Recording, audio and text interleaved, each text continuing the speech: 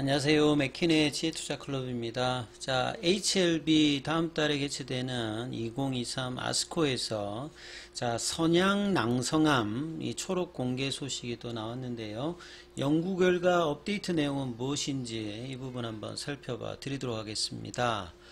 자, 아스코가 이제 다음 달에 개최되는데 아스코 이제 홈페이지에 가서 살펴보시면 이 업데이트된 어떤 결과 이상 관련되는 부분에서 이 당초 이상을 통해서 작년 연말에 이제 가속 승인 관련되는 부분, 이제 FDA에서는 이제 임상의 어떤 과정을 빨리 끝내는 어떤 부분의 어떤 절차들이 뭐 가속 승인 같은 게 있고요.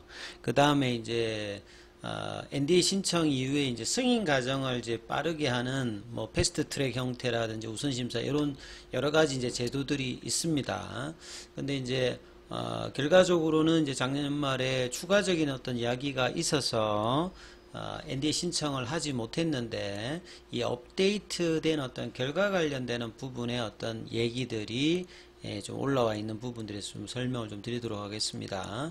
이상 관련되는 부분 알다시피 베제프2 수용체를 이 부분을 이제 이니비트하는 리보세라님, 리크런트는 이제 재발이고요. 이 메타스티틱은 이 전이라고 보시면 됩니다. 그래서 재발한 아니면 전이한 이 아데네이도 시스틱 카시노마는 이제 선양 남성한 이렇게 보시면 되겠죠. 그래서 이제 재발성, 전이성, 선양 남성 환자들을 위한 리보세란이 관련되는 경구용 이상 관련되는 부분 결과 업데이트다 이렇게 보시면 되겠죠. 자, 캘리포니아 대학의 이제 강현석 이분이 이제 주도를 하셨던 분이죠. 이제 영어로 되어 있는데 그냥 중요한 부분들만 설명을 해드리겠습니다. 이분은 이제 이 캘리포니아 대학에 하고 있고 이분이 가장 주도를 하고 작년에도 이제 이분이 설명을 했죠. 이번에도 이제 여러 이제 관련자들이 있습니다만 강현석 이 교수 관련되는 부분의 이야기가 서론에 나와 있고요. 그 다음에 이제 백그라운드 메서드 리절트가 있는데 알다시피 이제 선양남성 관련되는 부분은 굉장히 드문 암이죠. 그래서 이제 희귀의약품으로 등재가 되어 있기 때문에 그리고 이제 표준 치료제가 지금 선양남성 같은 경우는 없습니다. 보통 이제 뭐 수술이라든지 방사선요법 이 정도밖에 없는 상태고요.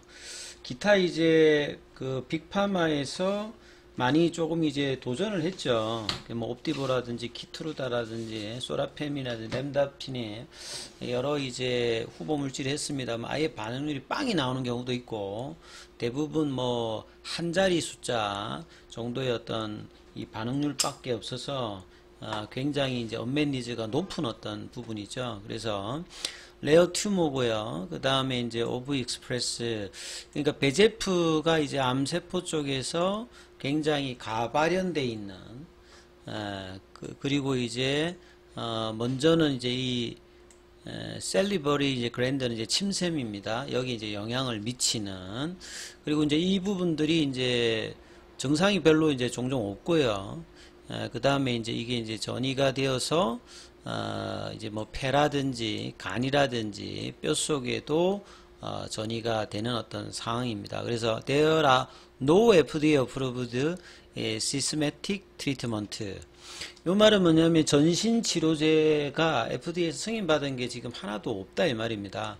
특히나 이 재발성 전이성 환자를 위해서 그래서 리보세라닌 같은 경우에는 경구용 티로신 키나제 억제제죠. TKI로 잠재적으로 그 다음에 선택적으로 이 베제프2를 타켓으로 해서 하는 부분이다. 자, 어떤 방법으로 임상이 진행되었느냐, 이제 싱글암 단일 그러니까 비교 대상이 없습니다. 그래서 이제 반응률을 보는 거니까 보통 이제 간암 관련해서도 제일 처음에 소라페님이 이제 임상할 때도 약이 없기 때문에 그냥 이렇게 단일한 형태로 하는 거죠. 그러니까 이제 오픈 나벨을 하는 거고요. 비교 대상이 없으니까. 그 다음에 멀티센터는 이제 다기관에서 그 한자를 이제 PTS라고 보시면 되겠고요. 그래서 이제 내용들을 보시게 되면 리보세라님을 매일 이렇게 환자들한테 주어서 이 독성의 어떤 한계가 이제 사전에 이 부분이 나타날 때까지 이제 계속 이제 뭐 하는 형태로 했다는 거죠. 자, 프라이머리 엔드 포인트가 임상이 성공하는 여부가 가장 중요하죠.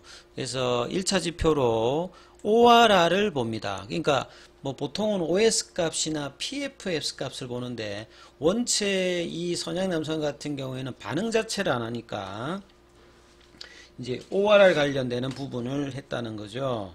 그래서 보통 ORR이라고 하는 말은 이제 반응률이라고 하는데요.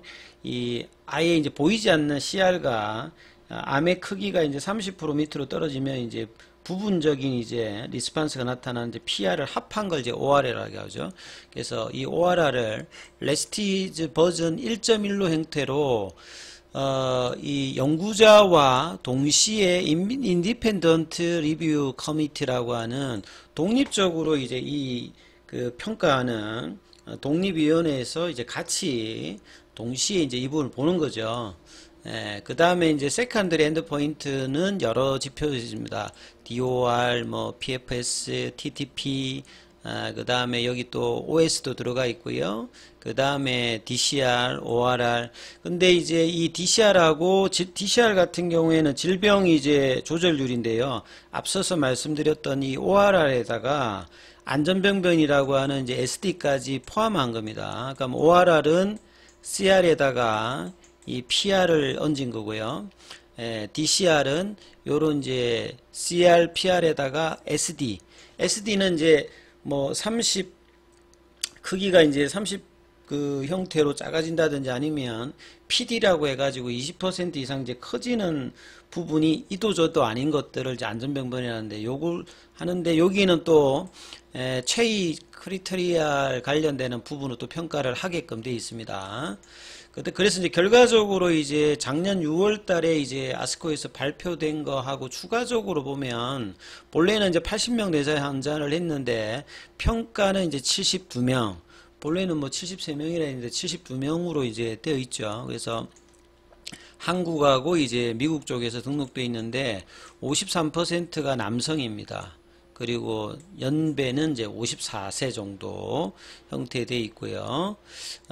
그리고 이제 그 내용들 보게 되면 좀 중요한 부분들이 보시게 되면 이 내용들이 뒤에 이제 표로 이제 좀 되어 있어요. 그래서 여기서 조금 이제 보셔야 되는 게 ORR 관련되는 부분 이제 초이 기준으로 했을 때 52.5%가 나왔습니다. 이게 작년에 초이 기준으로 했을 때 그 반응률 자체가 그 당시에는 이제 52.5%가 아니고 이 당시에는 작년 이제 이 6월 달에 결과 나왔을 때는 보시면 초이 기준으로 이 반응률 자체가 51%였죠. 그래서 이번에 업데이트한 내용 자체가 좀 더 많이 나왔습니다. 잘 나왔다는 소리죠. 그래서 이 부분들이 이렇게 나왔고요. 그 다음에 이제 어드밴스 이벤트 부작용 관련되는 부분은 이 고혈압, 하이퍼텐션 같은 경우, 그 다음에 좀 필요도 뭐 퍼티그라든지, 그 다음에 메스꺼움이라든지 이런 것들이 조금 이제 있는 편이죠. 그래서 이제 테이블로 이제 나왔던 부분을 보시게 되면 이게 이제 우측에 있는 게 작년도에 나왔던 표입니다. 이번에 보면 업데이트 형태가 조금 다르죠. 작년도에 이제 ORR 관련되는 부분은 보시게 되면 요 priority TX라고 하는 말은 이전에 이제 전신치료제를 경험이 있는 사람한테 이제 베제프, 티로신케나즈, 리보세라님을 했던 환자가 13명. 전체 이제 72명은 이제 동일한데요. 그리고 이제 59명은 나이브하게 이제 순수하게 이 리보세라님만 이제 임상에 이제 하신 분 이렇게 보시면 되겠죠. 그래가지고 이제 ORR이 작년에 나타난 것은 이전에 이제 전신치료제를 해가지고 베제프를 한 데는 아예 이제 반응률이 없었어요. 근데 이제 베제프만 순수하게 했을 때는 16.9%, 그러니까 72명, 그러니까 59명 중에서 10명이 반응했으니까 16.9%다 이 말입니다. 16.9%가 나왔던 것이고, 이 전체적으로는 이제 ORR이 13.9% 정도가 이렇게 나왔죠. 근데 이번에 이제 업데이트된 내용을 보면 ORR이 가장 중요하니까 이 IRC와 이제 INV로 나눠졌어요. 이 INV라고 하는 말은 이제 연구자들이라고 보면 되겠고, 동일한 그러니까 이제 임상의 어떤 데이터들을 이 독립된 이제 IRC에서 평가하는 거하고 이제 INV하고 이게 뭐 조금 차이가 나죠. 더 좋게 나올 수도 있고 좀 안 좋게 나올 수도 있고 이런데, 작년에서는 이렇게 이제 구분한 어떤 형태가 아니라 그냥 이제 이 데이터를 했는데, 이번에는 업데이트된 내용 자체가 좀 더 세밀하게 좀 되어 있다 이 말입니다. 그래서 보시게 되면 이전에는 아예 반응률이 없다가 이제 외부에서 평가한 IRC 쪽에서는 여기도 이제 13명 중에서 2명은 ORR이 나타나더라 이 말이죠. 그러니까 여기에 이제 CR이나 PR이 나타났다는 말이죠. 그러면 이제 2명이니까 13명 중에서 2명이니까 뭐 15% 이렇게 보시면 되겠죠. 그리고 순수하게 이제 리보세라님을 했을 때 보시게 되면 이 59명 중에서 11명이 반응했기 때문에 작년도 대비해 가지고 나타난, 작년도에 10명이 반응했거든요. 근데 이제 연구자 쪽에서 보면 여기 이제 11명으로 해가지고 18.6이니까 작년에 16.9보다 높습니다. 그리고 이제 전체적으로 연구자 쪽에서 이게 보게 되면 이 ORR 관련되는 부분이 11명으로 작년에 13.9에서 여기 이제 15.3으로 이 부분도 좀 높아져 있는 거죠. 그리고 이제 뒤에 이제 2차적인 지표 DOR이라든지 DCR이라든지 PP, PFS, 그 다음에 이제 뭐 OS 값까지 본다라고 하면 전반적으로 이전 데이터보다 조금 이제 좋은 흐름의 어떤 흐름이 나왔기 때문에 다음 달에 선양남상 관련되는 부분의 어떤 발표 소식들도 이 기대감을 좀 가질 수 있는 어떤 흐름이죠. 자, 이런 차원에서 이제 HLB가